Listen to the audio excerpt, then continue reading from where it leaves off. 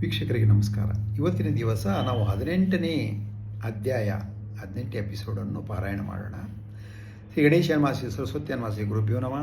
ಶ್ರೀ ಕುಲದೇವತಾಯೇ ನಮಃ. ಶ್ರೀ ಶ್ರೀಪಾದ ಶ್ರೀವಲ್ಲಭ ಶ್ರೀ ನರಸಿಂಹ ಸರಸ್ವತಿ ದತ್ತಾತ್ರೇಯ ಗುರುಭ್ಯೋ ನಮಃ. ಬಾಲಾರ್ಕ ಪ್ರಭಮೀಂದ್ರ ನೀಲಜಟಿಲಂ ಭಸ್ಮಾಂಗರಾಗೋಜ್ವಲಂ ಶಾಂತಂ ನಾದ ವಿಲೀನ ಚಿತ್ತಪವನಂ ಶಾರ್ದೂಲ ಚರ್ಮಾಂಬರಂ ಬ್ರಹ್ಮಜ್ಞೆ ಸನಕಾದಿವಿ ಪರಿವೃತಂ ಸಿದ್ಧೈ ಸಮಾರಾಧಿತಂ ದತ್ತಾತ್ರೇಯ ಮುಪಾಸ್ಮೇ ಹೃದಿಮುದ ದೇ ಸದಾ ಯೋಗಿವಿ. ಇದರ ಹಿಂದೆ 17ನೇ ಅಧ್ಯಾಯವನ್ನು ಹೇಳಿದ್ವಿ. ಅದರಲ್ಲಿ ಒಬ್ಬ ಬ್ರಾಹ್ಮಣ ಪಂಡಿತನ ಮಗನು ಮಂದಗತಿಯ ಹುಟ್ಟಿ ಮಂದಗತಿ ಇರ್ತಾನೆ. ಅವನು ಅಷ್ಟು ಅವನಿಗೆ ಮಂತ್ರ ಗಾಯತ್ರಿ ಮಂತ್ರನೂ ಹೇಳೋಕ್ಕೆ ಬರ್ತಿರಲಿಲ್ಲ. ಮುಂದೆ ತಾಯಿ ತಂದೆಗಳು ತೀರಿ ಮರಣಿಸ್ತಾರೆ ಸ್ವಲ್ಪ ದಿವಸದಲ್ಲಿ. ಆಮೇಲೆ ಅವನು ಸೋದರ ಮಾವನ ಅವನಿಗೆ 7ನೇ ವಯಸ್ಸಿನಲ್ಲಿ ಉಪನಯನ ಮಾಡ್ತಾನೆ. ಆಮೇಲೆ ಅವನು ಮರಣಿಸ್ತಾನೆ 1 ವರ್ಷದಲ್ಲಿ. ಇವನು ಭಿಕ್ಷೆಯನ್ನು ಎತ್ತಿ ಬದುಕ್ತಾ ಇರ್ತಾನೆ. ಆ ಊರಿನವರೆಲ್ಲ ನಿಂದೆಗೆ ಗುರಿಯಾಗಿ ಅವನು ಆ ಊರು ಬಿಟ್ಟು ಬಿಲ್ಲವಟ್ಟಿ ಹತ್ರ ಬರ್ತಾನೆ. ಅಲ್ಲಿ ದೇವಿಯನ್ನು ನಮಗೆ ಪ್ರಾರ್ಥಿಸಿ ಆ ದೇವಿ ಅವನಿಗೆ ಕನಸಿನಲ್ಲಿ, ನೀನು ಔದುಂಬರ ವೃಕ್ಷದ ಕೆಳಗಿರುವ ಗುರುಗಳನ್ನು ಕಡೆ ಹೋಗಿ ನಿನ್ನ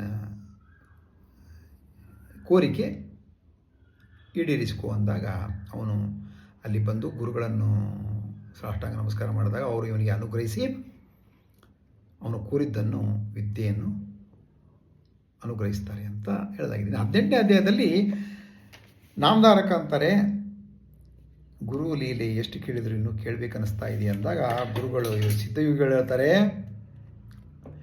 ಕೇಳು ನಾಮಧಾರಕ. ಗುರುಗಳು ಗುಪ್ತವಾಗಿದ್ದರು, ಆದರೆ ಲೀಲೆಗಳಿಂದ ಅವರು ವಿಖ್ಯಾತವಾಗಿ ಆ ಗುಪ್ತವನ್ನು ಬಿಟ್ಟು ಲೋಕ ಪ್ರಸಿದ್ಧಿಯಾಗಿ ಹೊರಟರಲಿದ.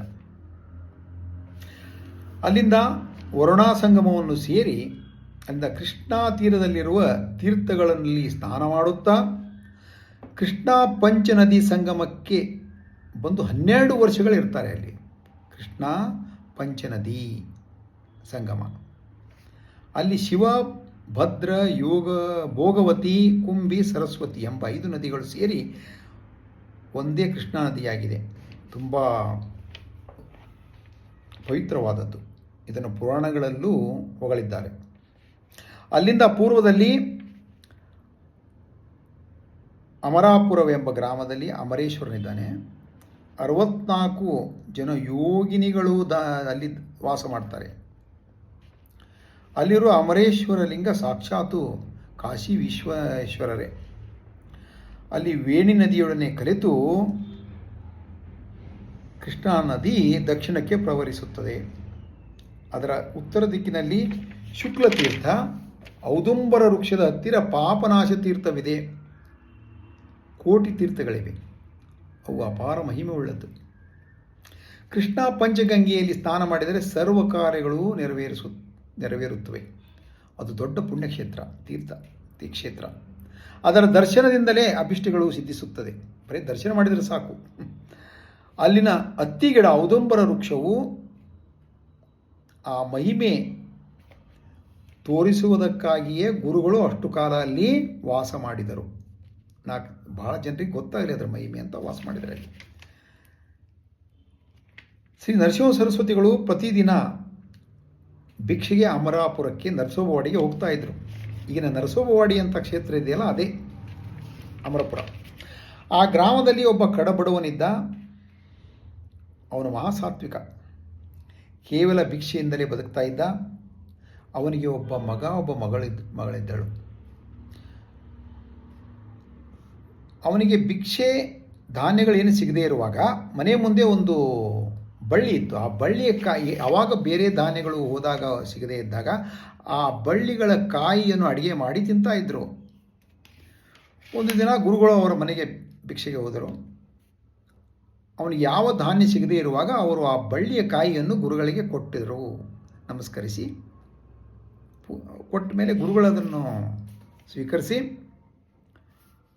ಸಂತೋಷದಿಂದ ಹೇಳಿದರು, ಇವತ್ತಿನಿಂದ ನಿನ್ನ ದಾರಿದ್ರ್ಯವೆಲ್ಲ ಹೋಯಿತು ಅಂದಾಗ ಆ ಮನೆಯಲ್ಲಿ ಮುಂದಿರುವ ಬಳ್ಳಿಯನ್ನು ಕಿತ್ತಿ ಅದನ್ನು ತುಂಡು ತುಂಡಿಗೆ ಕತ್ತರಿಸಿ ತುಳಿದು ಹೊರಟು ಹೋಗ್ಬಿಟ್ರು ಗುರುಗಳು. ಆ ಮನೆಯೊಡತಿ, ಆ ಬ್ರಾಹ್ಮಣನ ಹೆಂಡತಿ ತುಂಬ ದುಃಖಪಟ್ಟಳು.